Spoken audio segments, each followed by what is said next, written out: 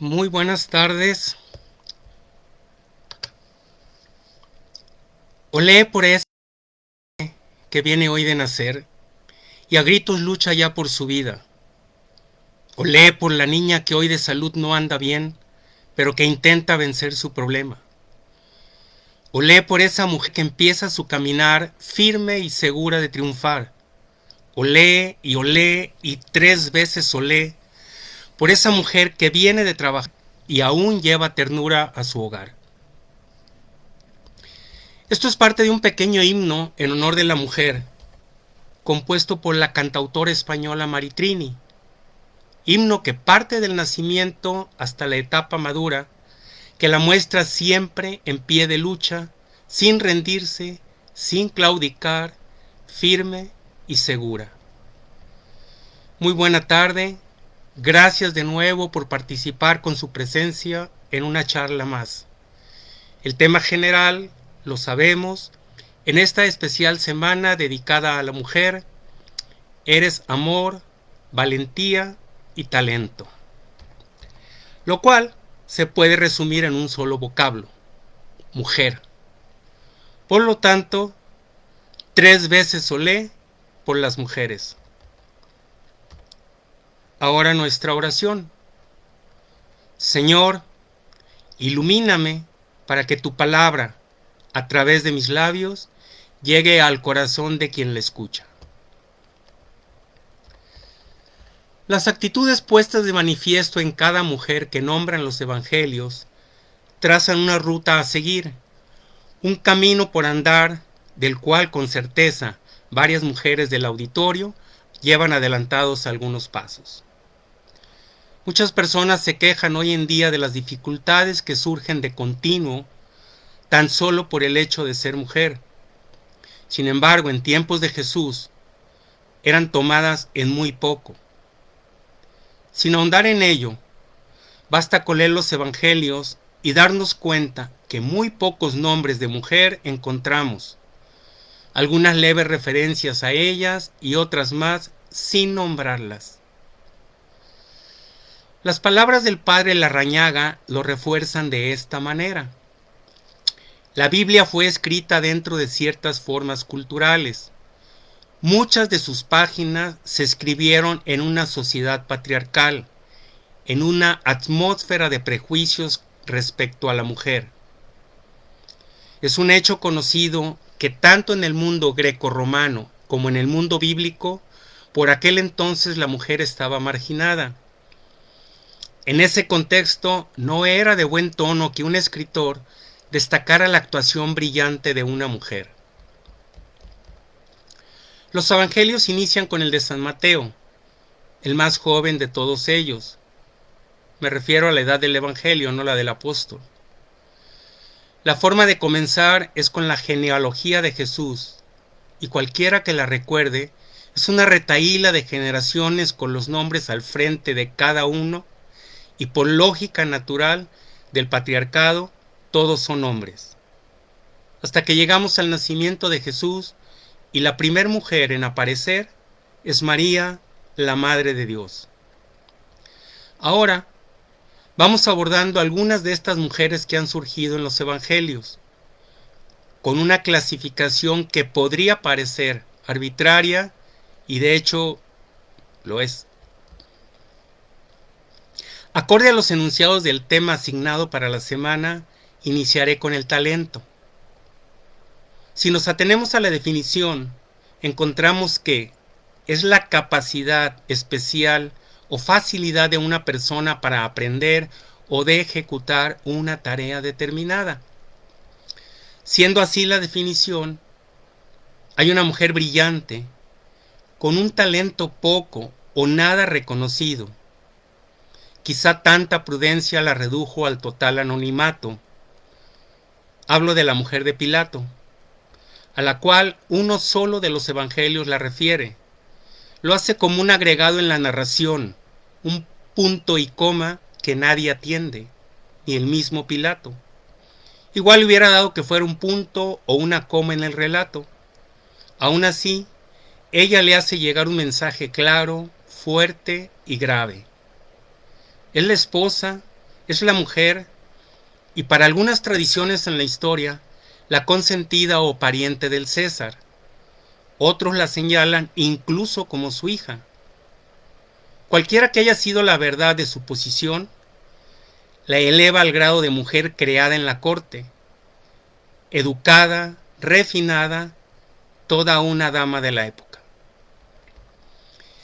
Ella le hace un llamado parco, breve, sutil, como le corresponde a su posición privilegiada, esposa de gobernante, es decir, limitada, muy limitada a intervenir, sobre todo en los asuntos públicos del marido. Consciente de todo eso, se restringe a enviar un mensaje. Ni siquiera se lo dijo al oído o en la cama al amparo de la almohada. Sencillamente le escribe justo cuando Pilato está enfrascado en su juicio. Deja de meterte con ese justo. Y añade, porque he sufrido mucho en sueños hoy a causa de él. El sufrimiento en sueños puede ser interpretado como una revelación que definitivamente la hace pasar una noche amarga, porque pone en predicamento sus creencias, sus dioses, sus costumbres, porque está reconociendo que el acusado es un hombre justo. De hecho, esa esquela enviada iba a contramano de las prácticas de la gobernanza y de la nula intervención que deberían de tener las mujeres. Entonces, ¿de qué manera podría, como romana, discernir y atreverse a sugerirle al gobernador de una provincia, así sea su marido, algo tan contundente? Deja de meterte con ese justo. Para saberlo hacer, para atreverse a ello, se requería talento, y esta mujer lo poseía, lo demostró y lo utilizó en el instante preciso. Algunos pudieran pensar que de poco sirvió, pero para la historia, para ella como mujer, supo alzar la voz y mantenerse firme y segura. Hizo lo que la razón y la justicia le demandaban en ese momento. La actuación de la mujer de Pilato debe ser un ejemplo a seguir de intervenir nosotros cuando la razón y la justicia lo exigen en la vida diaria. El Evangelio de Juan nos remite a otra mujer sagaz. Al igual que la mujer de Pilato, una sola vez es mencionada y es extranjera. La samaritana, quien tuvo el talento del discernimiento y lo aplicó para convencer a los suyos que en el pozo estaba el Mesías. A pesar de ser un judío, lo reconocía como tal. Pues la Biblia dice que entre ellos y los samaritanos poco se hablaban. Quizá por eso el asombro de los apóstoles cuando regresan y encuentran a Jesús hablando con una mujer. Es obligado pensar que la sorpresa provenía por ser samaritana, nunca por su condición femenina. Esta mujer va con los suyos, les narra el encuentro en el pozo y las palabras que Jesús le había dirigido, sumado a las verdades expresadas referentes al proceder en su vida. Otra en su lugar, sin la inteligencia necesaria, lo más probable es que se habría retirado sin el menester de razonar los hechos y al llegar a su pueblo desenvolverse como si nada hubiera pasado. Son pasajes que nos alientan a utilizar la agudeza, el razonamiento, el talento para comprender mejor el mensaje de Dios. De hecho, la Biblia nos menciona que gracias a esta mujer, muchos samaritanos más creyeron en la palabra de Jesús. El talento utilizado para aplicar el discernimiento lo encontramos ahora en una de las dos hermanas de Lázaro, según lo plasmó Lucas al referir las palabras de Jesús cuando, ante la queja o reclamo por la falta de ayuda, se dirige a la hermana. Marta, Marta, te turbas y te inquietas atendiendo muchas cosas, cuando una sola es necesaria. María ha escogido para sí la mejor parte que no le será quitada. María supo elegir ante el hecho de tener que ordenar la casa como le correspondía por su condición femenina o atender las palabras del maestro. De este pasaje podemos inferir que en ocasiones las tareas domésticas o de alguna otra naturaleza, digamos cotidianas, llegan a carecer de importancia cuando se trata de la palabra de Dios, es decir, lo realmente relevante, para luego aplicarnos a entenderlo y ponerlo en práctica, es decir, utilizar nuestras aptitudes imitando el comportamiento de esta hermana de Lázaro. Hay un texto que en lo particular siempre me ha gustado por el significado tan fuerte que tiene de saber entregarlo todo.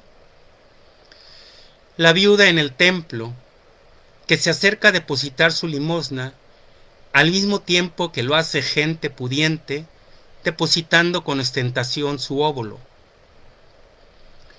Las palabras de Jesús, dirigidas a sus discípulos, son muy categóricas en la enseñanza que deja. En verdad os digo que esta viuda pobre ha echado más que todos, pues esos echaron para las ofrendas de Dios de lo que les sobraba, mientras que ésta echó de su indigencia todo lo que tenía para vivir.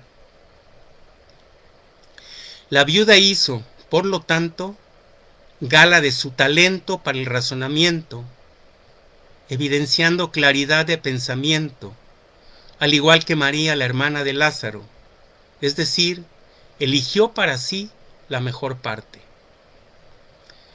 La viuda se decantó por la vida eterna que da la palabra de Dios, renunciando al alimento que podía haber adquirido con lo único que tenía de dinero. Era una forma de abandonarse por completo en el Señor. Más que las 2 monedas, depositó su confianza total. Ella es nombrada en 2 evangelios. Esto me recuerda hace muchos años una película de corte vaquero, donde unos pistoleros a sueldo se les acerca a un grupo que está cansado de unos maleantes y le juntan algo de dinero, que para los pistoleros realmente era muy poco dinero, sobre todo por el trabajo que les habían encargado. Y cuando uno de ellos se acerca, ¿cuánto nos van a pagar? El que se pone como líder le dice, a mí en la vida me han pagado muchísimo dinero, pero nunca nadie me había ofrecido todo. Desde luego también el talento puede ser utilizado para alimentar el mal. Ejemplo vivo que la Biblia arroja viene a ser Herodías, que en el tiempo de Jesús se había separado de su primer esposo y casado con el tetrarca Herodes, a quien utilizando hábilmente a su hija, sabedor de la pasión hasta cierto punto incestuosa que ésta despertaba en su marido, aprovechó para pedir la muerte de Juan Bautista, por ser blanco de las acusaciones que le hacía a su esposo por tenerla a ella como mujer. Por algo es mencionada en 3 evangelios. Una alerta para saber aplicar en favor del bien los dones que Dios nos proporciona. Ahora un texto para reflexionar y reforzar el aprovechamiento de las virtudes en vez de desperdiciarlas. Sabido es que existen mujeres que sin parir aprenden a ser madres, se esfuerzan y lo consiguen. Otras, pariendo, algunas sin dolor, nunca aprenden a ser madres. Este otro texto puede ilustrar en corta manera este tipo de madres que de tanto en tanto, pero se llegan a dar. Arriba a casa una hija hambrienta. Solicita a la madre un preparado de la cocina. La madre atareada responde sin pensar: estoy en mis cosas. La hija desde su habitación deja escuchar: pero hay un Dios. La madre sigue la conversación en su estilo: ese Dios sabe que estás grandecita y lo puedes hacer tú. La hija, divertida y con hambre, prosigue: pero ese mismo Dios sabe que cuando estaba chiquita nunca me cuidaste. Los angelitos que presenciaron este diálogo aseguran que Presta, la madre, se fue a la cocina dejando sus cosas. Puede que esta madre en cierta forma haya sentido algún llamado, una voz en la conciencia que la hizo despertar y se puso a servir. 2 evangelistas relatan la curación hecha por Jesús a la suegra de Pedro, que en cuanto se sintió bien, se puso a servirles. Continuemos ahora con el siguiente enunciado del tema: valentía. Igualmente, para tratarlo, me apoyaré en el significado encontrado. Una persona es valiente cuando actúa con decisión y firmeza, haciendo frente a sus miedos, inquietudes y dudas. Es habitual asociar valentía a los grandes actos, pero recordemos que la valentía, como la madurez, se demuestran en los pequeños actos y comportamientos cotidianos. Partiendo de esta acepción, que tiene mucho juego por aprovechar, puedo principiar refiriéndome a las mujeres al pie de la cruz, de las cuales dejan constancia los 4 evangelistas, utilizando casi los mismos nombres a cada una de las presentes. Pero el acto a resaltar en ellas es el coraje y el valor para permanecer en ese instante de agonía prolongada, cuando todos habían abandonado al Señor, sus cercanos, se entiende, pues el resto del pueblo ahí reunido lo hizo por la curiosidad insana de ver unos crucificados más. Esta presencia de las mujeres al pie de la cruz es una manifestación clara de valentía y lealtad, misma que ninguno de los discípulos fue capaz de mostrar, pues todos ellos estaban escondidos y temerosos y permanecieron lejos de este magno acontecimiento. La excepción honrosa fue Juan, pero al igual que Judas, tenía que cumplir un papel indispensable, pues gracias a su estadía al lado de la Madre del Redentor, es cuando Jesús aprovecha ese breve instante para darnos a María como Madre de todos nosotros.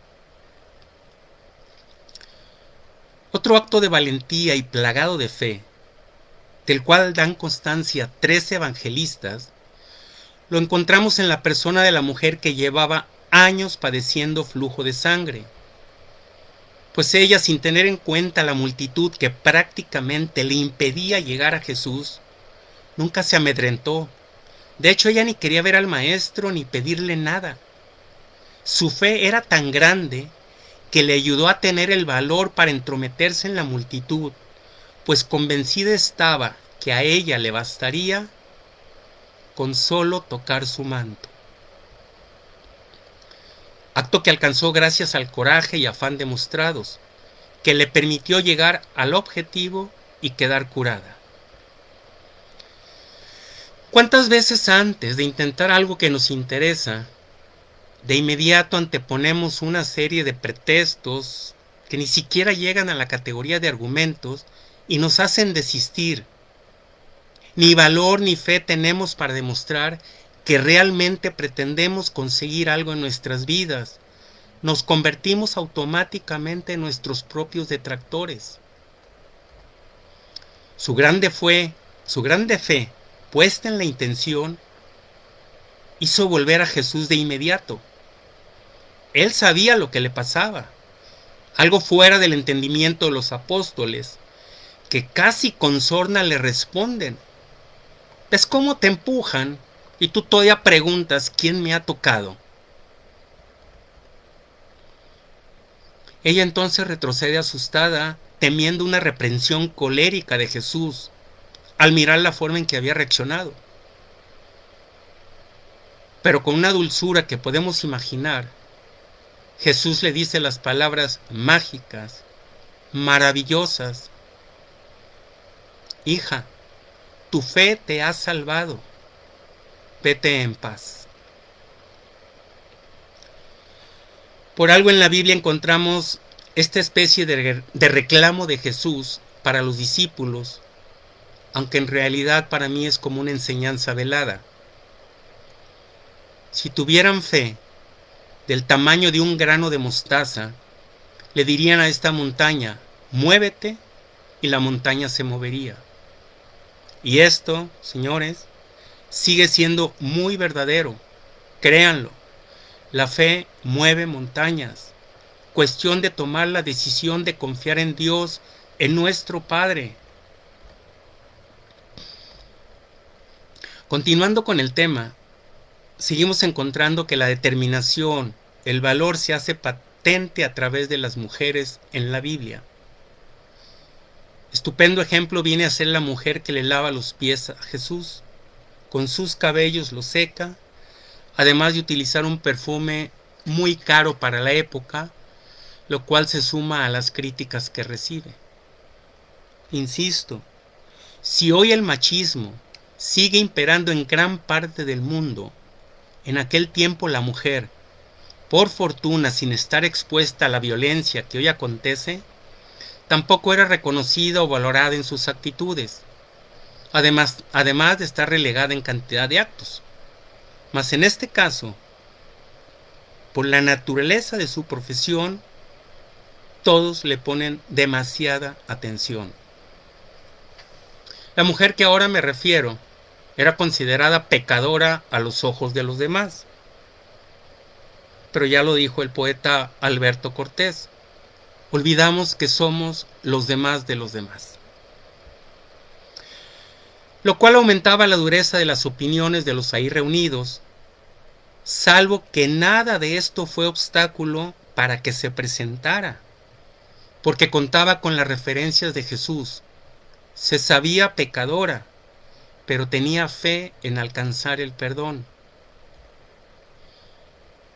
A muchos de nosotros, en ocasiones nos da hasta vergüenza el acercarnos al confesionario. Aquí en este pasaje, ninguno de los tres evangelistas le otorga un nombre, pero el vulgo le ha dado por llamarla sin fundamento alguno María Magdalena. Que en el último de los casos poco importa el nombre, importa realmente lo acontecido. La mujer afrontó con su presencia a los comensales conjuntados, siendo doblegada por el llanto, lo cual puede ser un signo de arrepentimiento. Con esas mismas lágrimas enjugó los pies de Jesús, los secaba con sus cabellos y los ungió con el perfume que ya mencioné era bastante caro. Todo ello contribuyó para levantar las murmuraciones y extender los comentarios de reprobación a su actuar.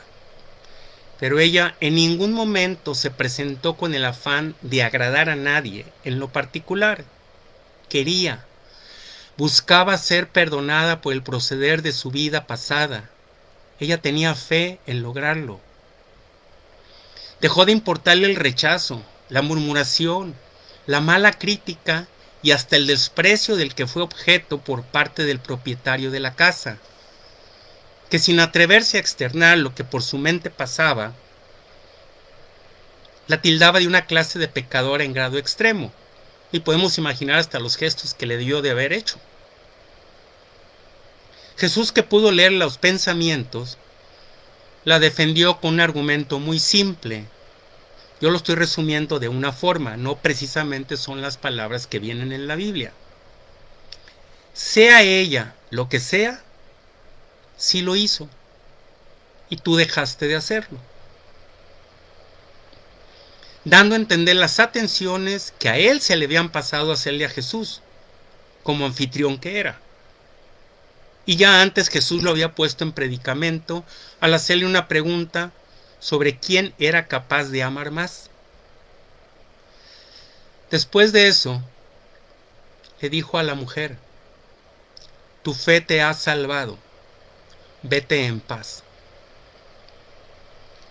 Este ejemplo de valentía y fe nos obliga a buscar realmente el perdón de Dios, sin importar ni lo que hayamos hecho, ni cuántos se puedan enterar de lo que somos.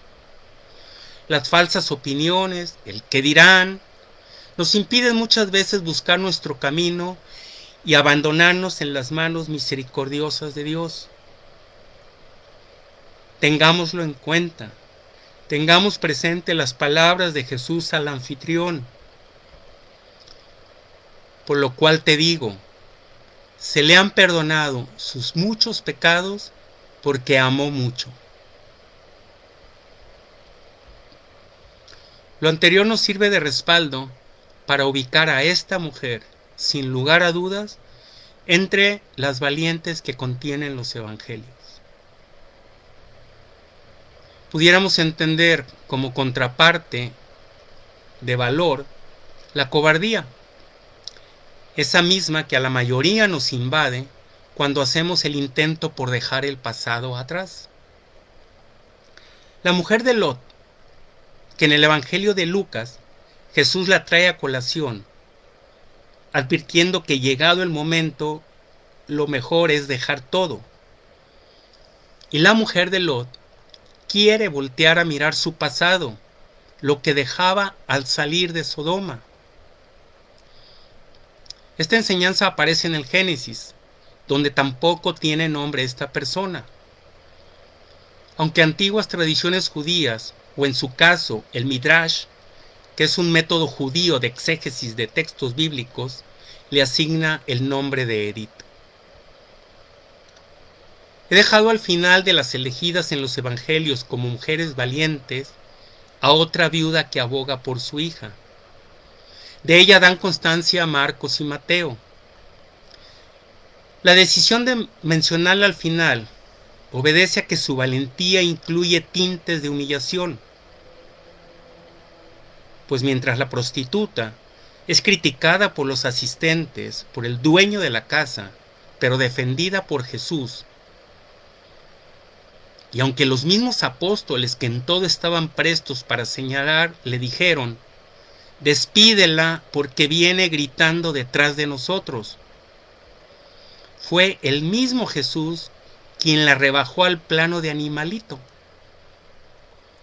La valentía de esta mujer cobra mayor importancia cuando, sin reclamar, acepta la humillación. Quizás algunos podrían alarmarse o escandalizarse para estar a tono con el lenguaje bíblico por la actitud del maestro, por la dureza de sus palabras vertidas. ¿Cómo quien predica el amor trata de forma tan despectiva y humillante a una mujer pagana y sirofenicia de nación que fue a abogar por su hija endemoniada? Voy a permitir usar una frase aprendida con los monjes cistercienses. Si supiéramos lo que Dios sabe, entenderíamos lo que Dios hace. Nuestro Señor Jesús quiso servirse de esta mujer atribulada, pero nunca para probarla o humillarla. Más bien lo hizo para evidenciar la falta de fe de todos los que la rodeaban y desde luego a todos nosotros. Recordemos la cita. Él le dijo: deja saciarse primero a los hijos, que no está bien tomar el pan de los hijos y echarlo a los animalitos. Pero ella responde diciendo: sí, Señor, también los animalitos debajo de la mesa comen las migajas de los hijos. Él le dijo: por lo que has dicho, anda, el demonio ha salido de tu hija. El otro evangelista escribe como palabras expresadas por Jesús: mujer, qué grande es tu fe. Algo muy cierto, pues en el contexto nos dice que esta viuda habría de conformarse con lo que Jesús le brindara. Con eso se iba a retirar satisfecha, así fueran desperdicios, sobras o literalmente migajas. ¿A cuántos de nosotros nos invade la soberbia ante el mínimo gesto cuando pedimos ayuda cotidiana? ¿Cuántos de nosotros esperamos, casi demandamos una señal de Jesús para abandonarnos en Él, para intentar hacer su voluntad? Hay mucho por aprender de esta valiente viuda, pues en términos prácticos, actuales, hasta por el hecho de ser extranjera, se puede deducir que ni seguidora era de la doctrina de Jesús, de su palabra. ¿Y qué hay de nosotros que nos llamamos católicos? Para el tercer enunciado que cierra esta participación hay dos personajes que en forma completamente distinta lo representan. Amor. El mismo amor que es calificado en una canción como cosa tan rara, tampoco requiere de clasificación o definición alguna. Lo único que requerimos es un corazón dispuesto a amar. Va este apunte al respecto. El corazón permanece lejos de muchas trivialidades.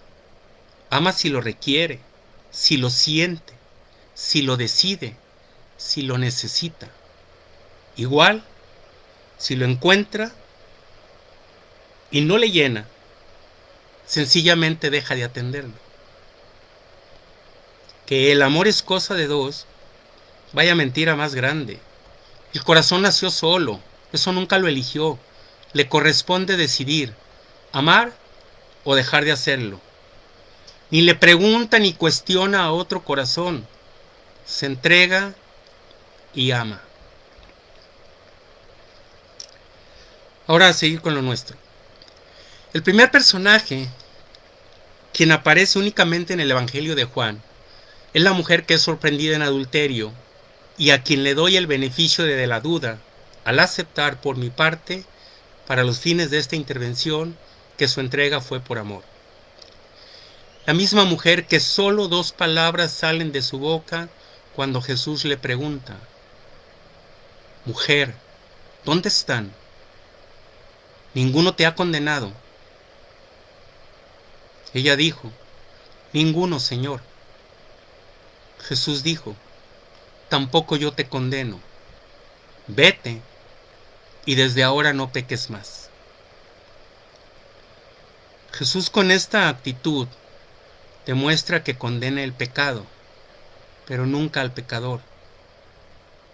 La mujer, por su parte, agradecida y sintiéndose libre de culpa, dicen las tradiciones que después siguió sus pasos.